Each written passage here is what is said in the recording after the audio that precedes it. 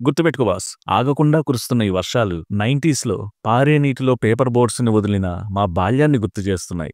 ఒక్కటేమిటి, ఎండా వాన కలిసొస్తే కుక్కలకి, నక్కలకి పెళ్ళంటూ గోల చేయడం, బియ్యం సంచుల్ని రైన్ కోట్స్‌లా వేసుకుని తడవకుండా ఉండేందుకు తాపత్రయపడడం, వర్షం నీరు ఉరవని వసారాలో కట్టెల పొయ్యి మీద వేడివేడిగా కాల్చిన సజ్జరొట్టెల్ని నాలుక కాల్చుకుంటూ తినేయడం, జాస్మిన్ ఫ్లేవర్‌లో మత్తెక్కిచ్చే 3 రోజెస్ టీ గుమగుమల మధ్య తడుపుకొచ్చిన ఒంటిని పొయ్యి చుట్టూ చేరి ఆర్పుకోవడం, ముసురు పట్టిన పవర్ కట్ రాత్రుల్లో కిరోసిన్ దీపాల వెలుగుల్లో హఠాత్తుగా భయపెట్టే ఉరుములకు అర్జున ఫాల్గుణ అనుకుంటూ భయంగా పడుకునేవాళ్ళం. ఇక తెల్లవారాక తోకలేని కోతులంతా ఒక్కచోట చేరి అరే పిడుగు పేడలో పడితే బంగారు కడ్డీ అవుతుందట అని అనుకుంటూ చందమామలని ముద్దుగా పిలుచుకునే చిన్న తూనీగల్ని పట్టుకుంటూ సాయంత్రం వేళ ఆకాశంలో తారసపడే ఇంద్రధనుస్సుని కళ్ళప్పగించి చూడడం ఎంత బావుండేదో.